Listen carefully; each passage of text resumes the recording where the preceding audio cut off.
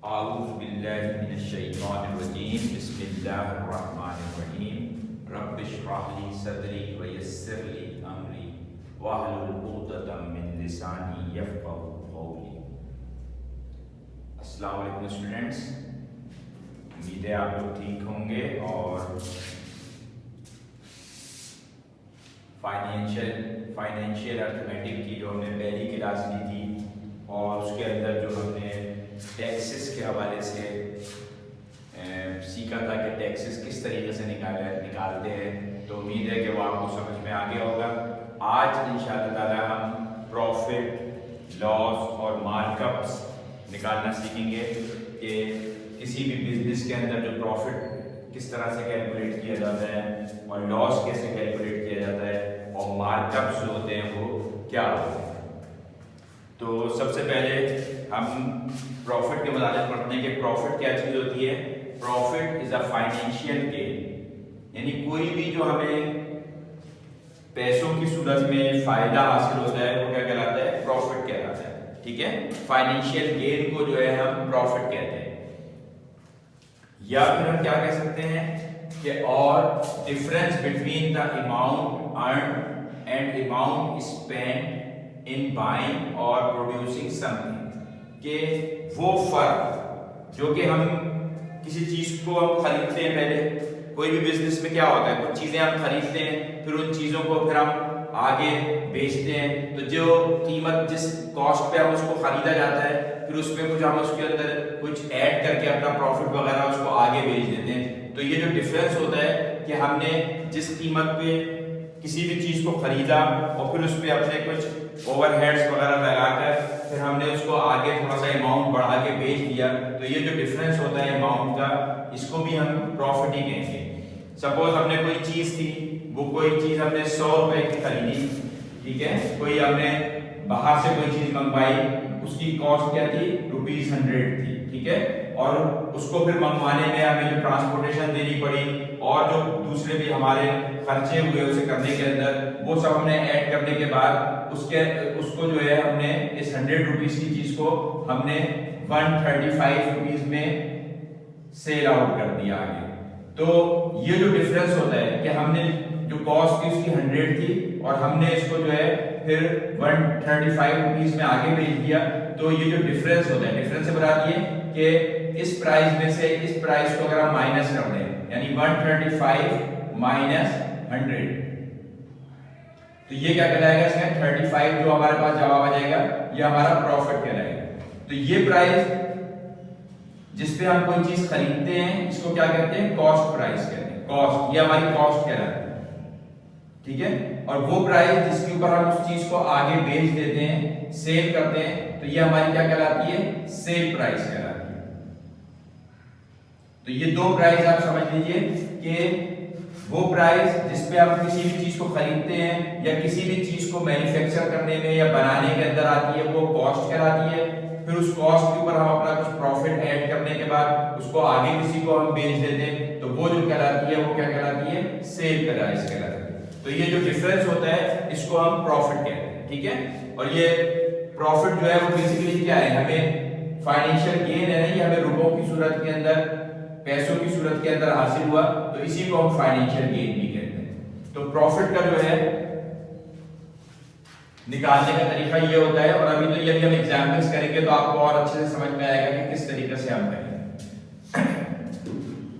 तो जैसे कि मैंने बताया कि प्रॉफिट निकालने के लिए हम क्या करते हैं कि profit is equal to selling price, जिस कीमत में हमने किसी चीज को बेचा, माइनस कॉस्ट प्राइस, कि जिस प्राइस पे हमने किसी चीज को खरीदा, इन दोनों को माइनस कर देंगे तो हमारे पास क्या जवाब आ जाएगा, प्रॉफिट आ जाएगा। और अगर हमें रेट ऑफ प्रॉफिट मालूम करना हो तो उसका फार्मूला क्या होता है कि हमने जो प्रॉफिट हमें हासिल हुआ है वो हम ऊपर रखेंगे यहाँ पे, डिवाइडेड बाय कॉस्ट, जिस चीज पे हमने जिस कीमत पे उसको खरीदा था वो वाला अमाउंट नीचे आएगा, मल्टीप्लाई बाय 100, तो हमें क्या पता चल जाएगा, रेट ऑफ प्रॉफिट पता चल जाएगा। रेट ऑफ प्रॉफिट के लिए हमेशा हम जो अमाउंट यहाँ पे रखेंगे वो कॉस्ट रखेंगे। हमें जो प्रॉफिट हासिल होता है बेसिकली जो हमारी कॉस्ट होती है उस पे निकाला जाता है प्रॉफिट जो होता है। तो इसका फार्मूला क्या हो गया, profit divided by cost multiply by 100। अभी तो ये सिंपल एक फार्मूला है, इससे रिलेटेड जैसे ही हम एग्जांपल्स करेंगे और क्वेश्चंस करेंगे तो ये हमें और क्लियर हो जाएगा कि प्रॉफिट जो है वो क्या चाहिए। अच्छा, एक चीज तो हो गई प्रॉफिट जिसमें हमें फाइनेंशियल गेन हासिल हुआ। एक दूसरी चीज जो होती है वो क्या होती है, लॉस। कि सपोज हमने कोई काम किया, उसके लिए कोई चीज खरीदी और किसी वजह से वो चीज थी जो हमने, जैसे कि एग्जाम्पल में हमने कहा था कि ₹100 की हमने परचेज करी और अब उसको आगे हमने बेचा था, पिछली दफा तो ₹135 में बेचा था, लेकिन किसी वजह से जो चीज हमने खरीदी उसमें कोई डिफेक्ट आ गया, कोई मसला हो गया और हमें इस चीज को बजाय ₹100 के क्या करना पड़ा, ₹80 में सपोज बेचना पड़ गया। ठीक है, उस पर कोई डेंट लग गया, उसके ऊपर कोई स्क्रैच आ गया, कोई घड़ी थी उसके ₹100 की थी, लेकिन उसमें पता चला खरीद लाने के अंदर क्या हुआ, कोई सपोज स्क्रैच लग गया, तो अब उसकी कॉस्ट जो है वो उतनी की नहीं थी कि हम उसको 135 में बेच दे, तो हमें मजबूरी में क्या करना पड़ा, ₹180 में बेचना पड़ा। तो ऐसी सूरत के अंदर ये जो हमारी कॉस्ट प्राइस है, ये हमारी क्या कहलाती है, कॉस्ट प्राइस, जिसमें हमने चीज को खरीदा। तो कॉस्ट प्राइस माइनस ये जो हमने जिसमें हमने इसको बेचा, सेल प्राइस, तो ये जो डिफरेंस होता है ये क्या कहलाता है, ये लॉस कहलाता है। कि आपने इसको उस कीमत से भी कम में बेच दिया जिसमें आपने इसको ऑलरेडी खुद खरीदा था, तो ये क्या हो गया, हमें लॉस हो गया इसके अंदर। और तीसरी चीज जो होती है जो हमें पढ़नी है आज, वो है मार्कअप। ये टर्म्स आपको पता होनी चाहिए। इंशाअल्लाह ताला आप लोगों में से बहुत सारे लोग बिजनेसमैन भी बनेंगे, तो प्रॉफिट क्या होता है, लॉस क्या होता है, मार्कअप्स क्या होते हैं, ओवरहेड्स क्या होते हैं, ये आपको मालूम होना चाहिए। और इनको किस तरीके से निकालते हैं ये भी हम अभी कैलकुलेट करते हैं, तो चीजें मजीद क्लियर हो जाएंगी कि किस तरीके से आता है। तीसरी चीज जो होती है, अभी हमने प्रॉफिट पढ़ा, प्रॉफिट क्या चीज होती है, ठीक है ना, फाइनेंशियल गेन को कहते हैं। फिर दूसरी चीज हमने पढ़ी लॉस क्या होता है, कि कोई चीज हमने जिस कॉस्ट पर खरीदी थी उसको उससे भी कम में हमने सेल आउट कर दिया, ठीक है ना। तो कॉस्ट माइनस सेल जो है अगर आपके पास नेगेटिव में आ रही है तो ये लॉस आपका कहलाएगा। और तीसरी चीज जो हम आप इस वक्त पढ़ेंगे वो क्या होते हैं, मार्कअप्स। मार्कअप्स, मार्कअप क्या होते हैं, मार्कअप ये होते हैं कि कोई भी चीज हम जब हम किसी चीज को, सपोज हमें कोई भी बिजनेस करना है, हम ये कर रहे हैं कि आप आजकल तो समझते हैं सिंपल के मोबाइल्स हैं, मोबाइल्स का आजकल बहुत ज्यादा कारोबार हो रहा है। तो मोबाइल जो है वो क्या होता है कि कोई चाइना से मंगवा रहा है, कोई जापान से मंगवा रहा है, कोई मुख्तलिफ जगहों पे और दूसरी कंट्रीज से मंगवा रहा है, मोबाइल आ रहा है। अब वो जो मोबाइल आपके पास आ रहे हैं, सपोज एक हम कर लेते हैं कि एक मोबाइल है, उसकी कॉस्ट जो है, जो हम चाइना से आई और हमें यहाँ पे पे करनी पड़ी, वो जो था उसकी कॉस्ट है सपोज ₹1000, ठीक है। 1000 रुपए का होता नहीं, आप तो कहेंगे 1000 रुपए का कौन सा मोबाइल आता है, तो आप अगर रख लें कि इसकी कॉस्ट है सपोज ₹10,000, ठीक है। अब आपने ये जो मोबाइल ₹10,000 तो पे कर दिया उस कंपनी को जहां से आपने चाइना से मंगवाया था, लेकिन चाइना से यहां तक आने के अंदर तो किस तरीके से पहुंचेगा, जानी बात है ट्रांसपोर्टेशन इन्वॉल्व हुई ना, या तो बाय एयर आएगा वो, तो उसके ऊपर कुछ किराया लगा, फेयर उसका जो है वो लगा, कुछ इसमें वो हुआ, तो पता चला कि आपने जो मोबाइल की पूरी लॉट मंगाई थी उसके अंदर आपका टोटल जो है वो सपोज कुछ पैसे लगे, जैसे ₹6000 लग गए। आपने टोटल मंगाए थे 100 मोबाइल मंगाए थे, तो 100 एक मोबाइल के लिए कितना खर्चा आ गया आपको ट्रांसपोर्टेशन के अंदर, इसको डिवाइड कर देंगे तो तकरीबन ₹60 जो है वो आपको एक मोबाइल पे ट्रांसपोर्टेशन की मद में लग गए। तो ट्रांसपोर्टेशन की मद में आपने ₹60 लगा लिए, फिर ये तो सपोज आपका यहाँ तक पहुंच गया, एयरपोर्ट तक पहुंच गया, फिर वहां से आपने मजीद ट्रांसपोर्टेशन करी, अपने आप वर्कशॉप में लेकर आए, वहां लाने में मजीद आपको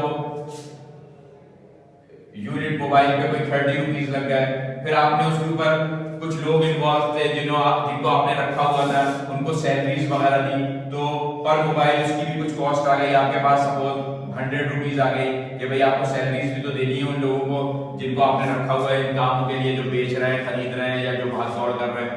तो इस तरह से और भी मजीद कुछ खर्चे होते हैं। आपने एक शॉप किराए पे ली हुई थी, शॉप जो थी जहाँ पे जाके आप मोबाइल बेचते थे, तो शॉप का भी रेंट था, तो वो पर मोबाइल सपोज 70 रुपीज आ गया। तो मुख्तलिफ इस तरह से और भी कुछ खर्चे होते हैं जो कि जब आप बिजनेस करेंगे तो आपको पता चलेगा कि भाई ये खर्चे इसके ऊपर आ रहे हैं।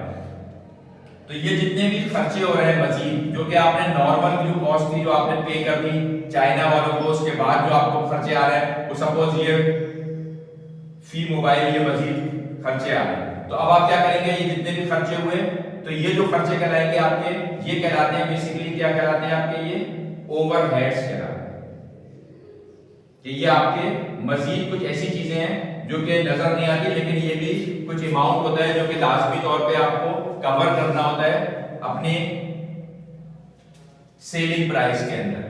ये तो आपकी हो गई सिंपली कॉस्ट प्राइस, ठीक है ना। पहली वाली जो है ये तो कहलाती है कॉस्ट प्राइस, कि आपने एक चीज को इन रुपीस में खरीद ली है, ठीक है ना। थोड़ी सी चीज जरा सी मुश्किल सी लग रही हो होगी आपको, लेकिन जब आप एग्जांपल मजीद करेंगे तो समझ में आ जाएगा। तो ये जो है आपकी क्या है, कॉस्ट प्राइस है। कॉस्ट प्राइस पे आपने मुख्तलिफ जगहों पे ये कुछ खर्चे किए, कि ये आपके फेयर लगा आपको वहां से यहाँ तक करने में, फिर ये 30 रुपीज जो थी क्या थी, ट्रांसपोर्टेशन आपको लगी यहाँ पर, एयरपोर्ट से अपने वर्कशॉप वगैरह में लेकर आए, ठीक है ना। ये आपने जो थी सैलरीज दी, जो कि कुछ लोगों को आपने अपने पास रखा हुआ था, तो उनको भी आपने पे करा। फिर ये जो था ये शॉप का आपकी रेंट है, ये आपने पे किया, ठीक है। ये तमाम चीजें करी, तो ये तमाम चीजें क्या करनी पड़ेगी आपको अपने इस कॉस्ट में ऐड करनी पड़ेगी, जो कि तकरीबन कितनी बन रही है आपके पास, 260 बन रही है। सिर्फ ये वाली चीजों की प्राइस जो बन रही है क्या बन रही है, कि 10,000 का तो मोबाइल था, इसके अलावा 260 रुपीज जो है वो मजीद आपने उसके ऊपर कुछ खर्चे कर दिए। तो अब आपकी जो देखा जाए तो कॉस्ट क्या हो जाएगी, वो हो गई 10,260। ये आपकी जो है बेसिकली आपकी कॉस्ट हो गई है। लेकिन अभी हम कोई इसको इसके ऊपर बेच तो नहीं सकते ना, आखिर में हमने इतनी मेहनत करी है और अपना जो टाइम लगाया, तो उसके ऊपर हम क्या रखते हैं, कुछ अपना प्रॉफिट रखते हैं। तो सपोज हमने कुछ अपना प्रॉफिट रखा, तो अब आपने इसमें प्रॉफिट कितना रखा इसमें ऐड कर लेंगे, ये अब आपकी मर्जी है भाई आप कितना प्रॉफिट रखना चाहते हैं। सपोज आपने प्रॉफिट जो रख लिया वो रख लिया कि आपने 1000 रुपीज मेरा प्रॉफिट होना चाहिए, तो ये 1000 रुपीज जो हो गया क्या हो गया, प्रॉफिट हो गया। तो अब आपके पास इसकी जो कॉस्ट है वो क्या बन के आ रही है, 11,260, ठीक है। तो और 260 ये जो आपके ओवरहेड्स थे, ठीक है ना, ओवरहेड्स आपके कितने हो गए, ओवरहेड्स कितने आए आपके पास, रुपीज 260, ठीक है। और आपने अपना प्रॉफिट जो इसके ऊपर रखा, ये क्या हुआ, ये रखा आपने 1000 रुपए, 1000 रुपीज, ठीक है। तो ये जो अमाउंट बना जिसमें आपने प्रॉफिट और अपने ओवरहेड्स को कैलकुलेट कर लिया, तो ये क्या आ गया 1260 रुपीज, ठीक है। तो ये जो 1260 रुपीज है, ये क्या कहलाता है, ये कहलाता है मार्कअप। यानी मार्कअप के अंदर क्या होता है, मार्कअप के अंदर ओवरहेड्स और प्रॉफिट दोनों जो चीजें हैं ये शामिल हो जाती हैं, ठीक है। तो जो आपके खर्चे हुए थे लाने के अंदर, किराए में देने में, शॉप्स का रेंट दिया आपने, सैलरीज दी जो आपने कुछ लोग हायर किए हुए थे उनको, और ये तमाम चीजें खर्च करने करा, तो ये तो कहलाते हैं आपके ओवरहेड्स। ओवरहेड्स में फिर आपने अपना प्रॉफिट लिया कि भाई आखिर को मैंने इतनी मेहनत करी है तो मैं कुछ कमाऊं इसके ऊपर, तो ये आपका प्रॉफिट हो गया। प्रॉफिट और ओवरहेड्स को अगर आप ऐड कर लें तो ये जो चीज कहलाती है, ये क्या कहलाती है, मार्कअप कहलाती है। और प्रॉफिट जो होता है ये सिर्फ वो होता है जो एट द एंड आपको फायदा हासिल हो गया, वो ये होता है, प्रॉफिट होता है। तो बेसिकली मार्कअप जो होता है वो क्या होता है, addition of profit plus overheads. और ओवरहेड्स क्या होते हैं, ओवरहेड्स जो होते हैं जो हमारी कॉस्ट प्राइस थी उसके ऊपर मजीद जो हमारे कुछ खर्चे हुए उन तमाम चीजों को हम कैलकुलेट करते हैं, तो वो ओवरहेड्स कहलाते हैं। तो उम्मीद है आपको ये प्रॉफिट, लॉस और मार्कअप, ये तीन चीजों की जो टर्मिनोलॉजी है ये समझ में आ गई होगी कि ये जो हम टर्म्स यूज करते हैं तो इससे क्या मतलब होगा। अब हम अपने ये एक्सरसाइज शुरू करेंगे, एक्सरसाइज 7.2, ठीक है। ये तीनों चीजें समझ में आ गई। इसमें आज के लेक्चर में हमने जो कवर करना था वो प्रॉफिट, लॉस और मार्कअप करना है। और अब इससे रिलेटेड हम अपनी एक्सरसाइज करेंगे तो आपको समझ में आ जाएगा कि क्या चीज होती है। मार्कअप आपको समझना चाहिए सिर्फ कि मार्कअप जो है वो प्रॉफिट और ओवरहेड्स की कॉम्बिनेशन को कहते हैं, ठीक है। प्रॉफिट एक अलग चीज होती है, लॉस ये होता है कि आपने जिस अमाउंट में चीज को खरीदा था उससे कम पे आपने बेच दिया तो आपको लॉस हो जाएगा।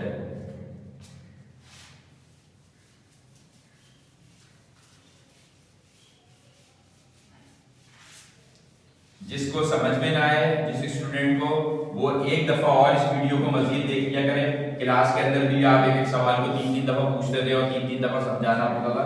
तो अब आपने ये क्या करना है कि अगर जो भी चीज क्लियर नहीं हो रही तो एक दफा और वीडियो को देखेंगे तो इंशाअल्लाह ताला 1 से 2 दफा देखने में हर चीज क्लियर हो जाएगी।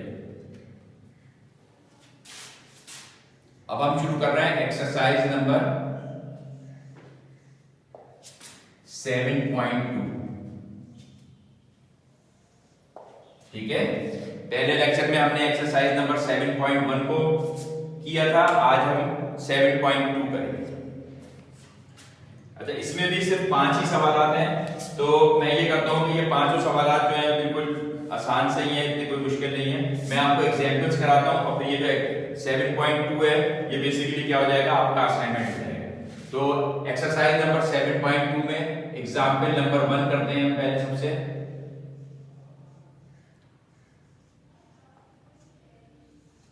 एग्जाम्पल नंबर 1 है और ये पेज नंबर है इसका 61।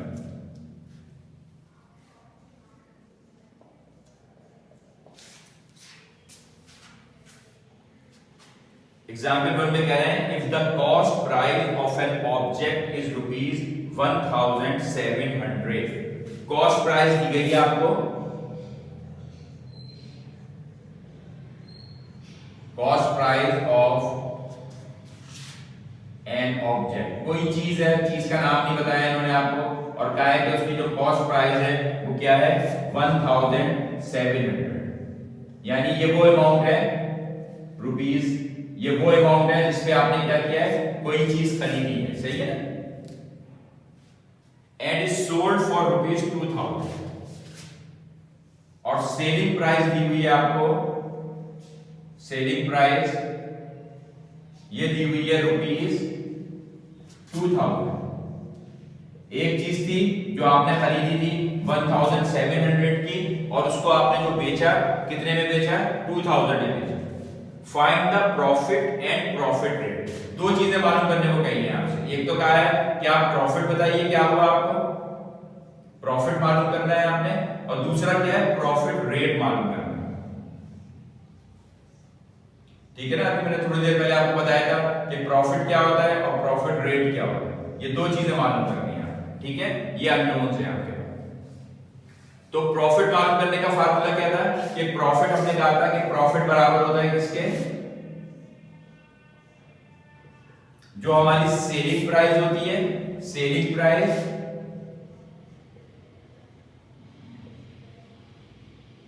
माइनस जो हमारी कॉस्ट प्राइस है,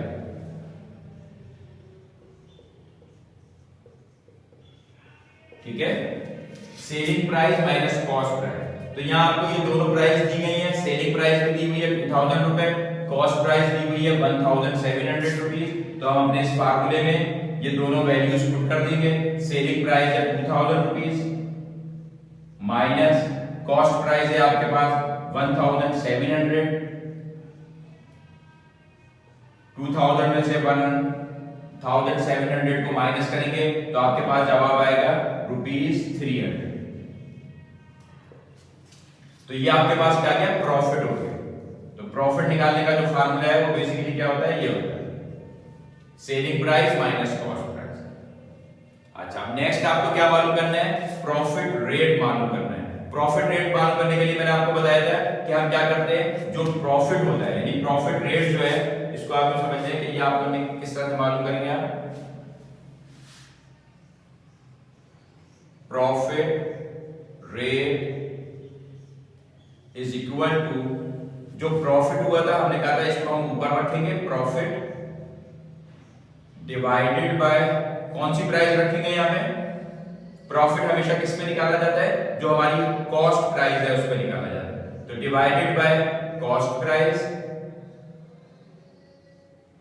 मल्टीप्लाई बाय 100।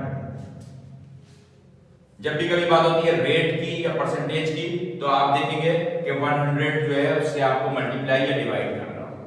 ठीक है, तो प्रॉफिट आपको जो हुआ है वो कितना हुआ है, अभी आपने कैलकुलेट किया 300 रुपीज, डिवाइडेड बाय आपके पास जो कॉस्ट प्राइस थी वो कितनी थी 1700 और मल्टीप्लाई बाय 100। तो ये तो बहुत आसान हो जाता है कि ये सिंपली नीचे आपको 2 जीरो नजर आ रहा है, 2 जीरो से आप 2 जीरो सिंपली कैंसिल कर दें। ठीक है, तो अब आपके पास क्या बच गया, आपके पास यहाँ पे 300 ऊपर आ गया और नीचे आ गया आपके पास 70। इसको आप सिंपली कैलकुलेट कर लें। कैलकुलेट करने का तरीका क्या होता है, ये जो चीज है 300 ये क्या कहलाती है, न्यूमरेटर है ये। ठीक है, भूले तो नहीं है ना आप लोग। और नीचे वाली जो चीज है इसे क्या कहते हैं हम, डिनोमिनेटर कहते हैं।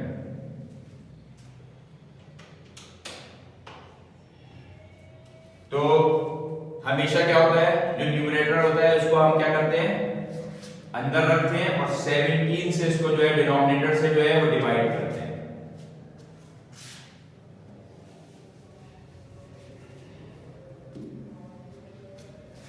तो यहां पे आप इसको कर लें 300 और यहां रख लें आप 70 इस तरीके से। ठीक है, न्यूमरेटर अंदर डिनोमिनेटर बाहर। अब आप इसको 17 का टेबल पढ़ेंगे, 17 मतलब 17, यहां क्या बचा 13 बचा, ये जीरो उतार लिया आपने। अब 17 का टेबल पढ़ना है आपने 130 तक, तो किससे जाएगा 17, टेबल्स याद है नहीं याद है, सब कुछ भूल गए। 17 7 का क्या होता है 119। ठीक है, अब क्या बचा है यहाँ पे आपके पास 11 बचा। तो एक तरकीब तो ये होती है कि जब यहाँ 11 हो गया, अब यहाँ मजीद कोई चीज नहीं है उतारने के लिए, तो आप क्या कर सकते हैं, ये 300/17 को क्या लिख सकते हैं आप, इसको 17/11/17। ठीक है, ये जो 17 होता है ये मिक्स फ्रैक्शन के अंदर कहां पहले इधर आ जाता है, जो रिमाइंडर होता है वो यहां ऊपर आ जाता है और ये जो डिवाइजर होता है ये इधर आ जाता है। तो इसका एक जवाब तो ये हो गया और इसको आप कह देंगे कि ये आपके पास इसकी परसेंटेज है। ठीक है ना, इसको आप मिक्स फ्रैक्शन में भी लिख सकते हैं इस तरह से, और अगर आप चाहें तो इसको डेसिमल में भी लिख सकते हैं। और डेसिमल में करने के लिए क्या होगा कि आपने क्या करेंगे, यहाँ पे जीरो का ऐड करेंगे तो यहाँ पे क्या करेंगे पॉइंट लगा लेंगे। अब आप 17 का टेबल 110 तक पढ़ेंगे तो 17 सिक्सा जो है वो होते हैं 102। ठीक है, 80 आ जाएगा। अब आप 17 का टेबल पढ़ेंगे तो 5 तक पढ़ेंगे तो ये आ जाएगा 17 5 जा 68। ठीक है, तो अब यहाँ पे आपके पास बच जाएगा 12, तो जवाब आपके पास क्या आ गया 17.65। तो इस चीज को जो आपने मिक्स फ्रैक्शन में लिखी थी इसको आप क्या लिख सकते हैं 17.65%। तो ये आपका आंसर हो जाएगा। अपने आंसर को आप डेसिमल में भी लिख सकते हैं और मिक्स फ्रैक्शन में भी लिख सकते हैं। तो इस तरीके से हमने ये जो सवाल था जिसके अंदर हमें दी गई थी कि कॉस्ट प्राइस जो है वो प्रॉफिट मालूम करना था। कॉस्ट प्राइस आपको 1700 दी गई थी, सेल प्राइस आपको 2000 दी गई थी। तो सबसे पहले प्रॉफिट आपने कैलकुलेट किया था कि 2000 में से माइनस कर दिया 1700 को, तो 300 आपका प्रॉफिट आ गया। इसके बाद आपने प्रॉफिट रेट मालूम किया। प्रॉफिट रेट क्या होता है, प्रॉफिट रेट बराबर होता है profit divided by cost price, cost price multiply by 100। तो प्रॉफिट आपका था 300, कॉस्ट प्राइस आपकी थी 1700 मल्टीप्लाई बाय 100। तो इसको आपने सॉल्व कर लिया, 2 जीरो से 2 जीरो काटे तो सिंपली 300/17 बच गया। 300/17 को आपने इस तरीके से डिवाइड करके आपने मिक्स फ्रैक्शन में भी निकाल सकते हैं और डेसिमल में भी निकाल सकते हैं। दोनों तरीके जो है वो सही हैं। आप अपने जवाब को जैसे भी चाहें इसको आप लिख लें। तो बेसिकली एग्जाम्पल नंबर 1 जो थी इसमें आपने प्रॉफिट निकालना और आपने प्रॉफिट रेट निकालना सीखा, और इस बिल्कुल इसी से रिलेटेड सवाल जो है वो सेम 7.2 के अंदर क्वेश्चन नंबर 1 और 2 जो है वो बिल्कुल इसी तरीके से। अब हम एक सवाल कर लेते हैं मार्कअप्स निकालने से मुताल्लिक कि मार्कअप कैसे निकालना।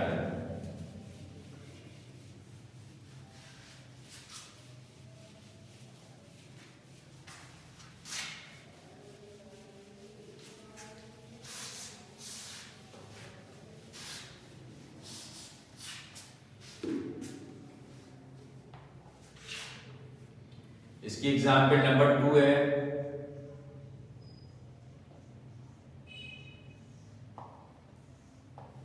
इसमें आपसे कह रहे हैं if an item is sold for ₹17,000 the markup of ₹2,000 what is the markup rate.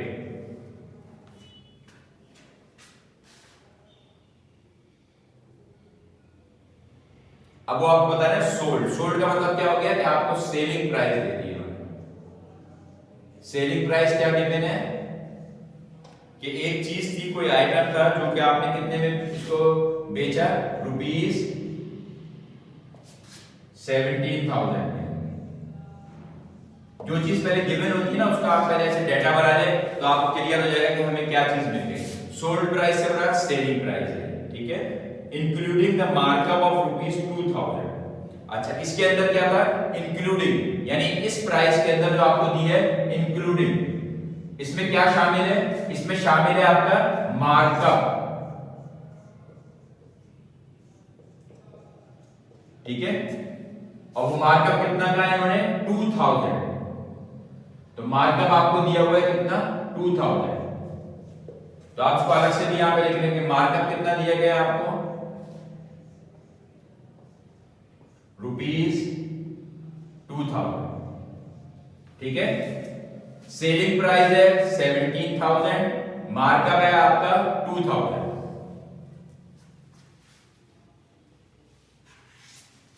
आपको अभी मैंने बताया था कि मार्कअप जो होता है वो बेसिकली क्या होता है, मार्कअप में क्या क्या दो चीजें ऐड होती हैं, ओवरहेड्स प्लस प्रॉफिट, ठीक है, ये दो चीजें ऐड होती हैं मार्कअप के अंदर। तो जब ये 17,000 के अंदर जिसमें बेचा, इसमें ये बता रहे हैं कि जो मार्कअप था आपका वो 2000 रुपीज था, यानी इस 2000 में कुछ आपका अमाउंट जो है वो प्रॉफिट की मद में होगा यकीनी तौर पे, और इसमें से कुछ हिस्सा जो है आपका क्या होगा, ओवरहेड्स होंगे। और आपकी यकीनन जो कॉस्ट प्राइस होगी वो क्या होगी, वो कैसे आएगी कि बेचा आपने इतने में था, ये आपका प्रॉफिट और ओवरहेड्स हो गया, तो कॉस्ट प्राइस जो है बेसिकली क्या है आपकी, इस अमाउंट में से जो आपने बेचा है ये तमाम खर्चे अपने निकाल देंगे, तो वो आपके पास जो होगी वो उसकी कॉस्ट प्राइस होगी। तो सबसे पहले तो हम क्या कर लेते हैं, कॉस्ट प्राइस मालूम कर लेते हैं। तो कॉस्ट प्राइस जो है वो क्या है इसकी, sale price minus markup.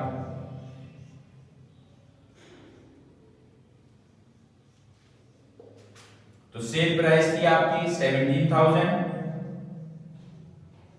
Minus markup था आपका 2000, तो आपका जवाब क्या आ गया, ₹15,000। तो 15,000 जो थी वो उस आइटम की एक्चुअल कॉस्ट थी, इतने में आपने इसको मंगवाया है या इसको खरीदा था, वो कितना था 15,000 रुपीज। फिर इसके अंदर आपने कुछ अमाउंट अपना ऐड करा, जो आपके खर्चे वगैरह हुए थे वो ऐड किए, फिर आपने इसमें प्रॉफिट ऐड किया, और जब वो दोनों चीजें ऐड हो गई तो आपने इसके बाद क्या किया, इसको 17,000 में बेच दिया। तो 17,000 जो हो गया वो इसका सेलिंग प्राइस हो गई, 15,000 कॉस्ट प्राइस हो गई, और 2,000 रुपीज जो है वो मार्कअप है, जिसके अंदर आपके ओवरहेड्स और आपका प्रॉफिट जो है वो शामिल है। अब हमें नेक्स्ट स्टेप में क्या करना है, कॉस्ट प्राइस पता चल गई, नेक्स्ट स्टेप में हम क्या करेंगे, इसका मार्कअप रेट मालूम करेंगे। तो मार्कअप रेट बिल्कुल वैसे ही था जैसे अभी हमने प्रॉफिट रेट मालूम किया था, वैसे ही बिल्कुल सेम मार्कअप का रेट मालूम करेंगे।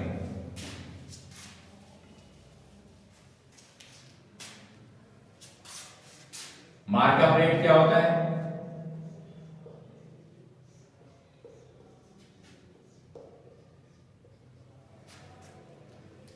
मार्कअप रेट ये होता है कि जो हमने कहा था जो प्रॉफिट हुआ है उसको हम ऊपर रखते हैं, तो प्रॉफिट प्लस ओवरहेड जो भी चीजें हैं वो ऊपर आ जाएंगी, ठीक है ना। तो यहां समझे मार्कअप रेट में मार्कअप ऊपर आ गया और डिवाइडेड बाय क्या हो जाता है, हमेशा क्या रखते हैं नीचे, कॉस्ट प्राइस रखते हैं। इस बात को हमेशा याद रखिए कि हमारे पास दो किस्म की प्राइसेस होती हैं, एक कॉस्ट प्राइस होती है और एक सेलिंग प्राइस होती है। हम अपना मार्कअप या प्रॉफिट जब भी निकालते हैं तो हमेशा डिवाइड किससे करते हैं, कॉस्ट प्राइस से करते हैं, और मल्टीप्लाई बाय 100 जब भी हमने कहा कभी कोई रेट निकालना होता है या परसेंटेज निकालनी होती है तो उसको हम क्या करते हैं, markup upon cost price multiply by 100। तो इज इक्वल टू मार्कअप आपका आया था 2000 रुपीज, ये भी नहीं था आपको 2000, कॉस्ट प्राइस थी आपकी 15000, ये हमने निकाली है ना यहाँ पे 17,000 माइनस 2000 तो 15,000, ये हमारी क्या थी, कॉस्ट प्राइस थी, ठीक है। तो कॉस्ट प्राइस आ गई आपके पास 15,000 multiply by 100 is equal to, दो जीरो से आपने सिंपल दो जीरो यहाँ काट दिए, एक जीरो ये था इसको आपने यहाँ काट दिया, आपका जवाब क्या आ गया, ये 200 अपॉन 15 आ गया, सही है। और इसको आप मजीद अगर कैलकुलेट कर लेंगे तो अब इसको कैलकुलेट करने का एक ये कि अभी ये 5 से कैंसिल हो सकता है, 5 3 जा 15, 5 4 जा 20 और 0, तो इसको आप क्या लिख सकते हैं 40 अपॉन 3 भी लिख सकते हैं, और फिर 40 अपॉन 3 मजीद कैंसिल नहीं हो रहा, तो इसको सॉल्व करने के लिए आप क्या करेंगे, सिंपली कि 40 को अंदर रखेंगे, ये क्या चीज है, न्यूमरेटर, डिनोमिनेटर क्या है 3, और इसको करेंगे 3 1 जा 3, 1 आया 0 आ गया, 3 का टेबल पढ़ेंगे, 3 3 जा 9, ठीक है। अब ये 1 बचा, अब कोई चीज नहीं है यहाँ पे उतारने के लिए, तो क्या किया आपने, यहाँ पॉइंट लगा के 0 लगा दिया, फिर 3 3 जा 9, फिर 1 बचा, और इस तरह से चलाते रहेंगे तो आपका जवाब जो है वो 13.333 समथिंग आता रहेगा ऐसे। तो यहाँ पे आपके पास जवाब इसका क्या आ गया 13.33, और ये रेट है तो हम इसको कहेंगे परसेंट। 13.33 जो है इसका मार्कअप रेट आ गया, ठीक है। यानी इस अमाउंट के ऊपर जो 15,000 था इसके ऊपर आपने 13.3 का मार्कअप लगाया जो कि 2000 बना, तो इन दोनों को आपने ऐड किया तो ये आपकी सेलिंग प्राइस बनी। तो बेसिकली तीन ही चीजें हैं जो आज आपने पढ़ी हैं, वो तीन चीजें क्या क्या है, बेसिकली प्रॉफिट, ठीक है, प्रॉफिट क्या होता है, लॉस क्या होता है, और तीसरी चीज थी मार्कअप क्या होता है, ठीक है। मार्कअप के अंदर मैंने बताया क्या क्या चीजें शामिल होती हैं, ओवरहेड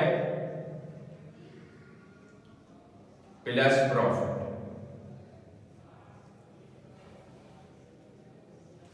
ठीक है। तो ये तीन चीजें आज हमने स्टडी करी हैं, उम्मीद है कि आपको अच्छे से समझ में आ गई होंगी। ये जो दो सवाल हमने किए हैं बिल्कुल सेम इसी मेथड से जो है आपके ये पांचों सवाल जो एक्सरसाइज 7.2 के अंदर है इसी तरीके से होंगे। आप लोग इनकी प्रैक्टिस कीजिएगा, इनको कीजिएगा, तो इंशाल्लाह ताला ये सेल प्राइस और कॉस्ट प्राइस और मार्कअप, प्रॉफिट, ये तमाम चीजें मजीद क्लियर हो जाएगी। तो अब आप लोगों का नेक्स्ट असाइनमेंट जो है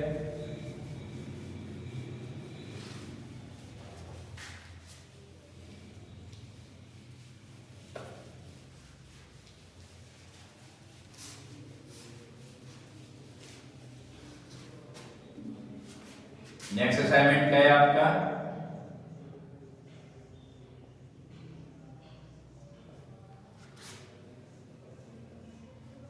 ये क्या रहेगा असाइनमेंट नंबर 9, ठीक है। इससे पहला वाला असाइनमेंट नंबर 8 था और उससे पहले वाले असाइनमेंट नंबर 1 से लेकर 7 तक जो थे वो चैप्टर नंबर 6 के अंदर थे। अब ये हमारा चैप्टर नंबर 7 शुरू हो गया है। चैप्टर नंबर 7 का ये सेकंड असाइनमेंट है, असाइनमेंट नंबर 9, और इसके अंदर हम क्या करेंगे एक्सरसाइज नंबर 7.2, और इसमें टोटल सिर्फ 5 ही सवाल हैं। क्वेश्चन 1 2 3 4 एंड 5, इन 5 सवालों को आप करेंगे, सही है।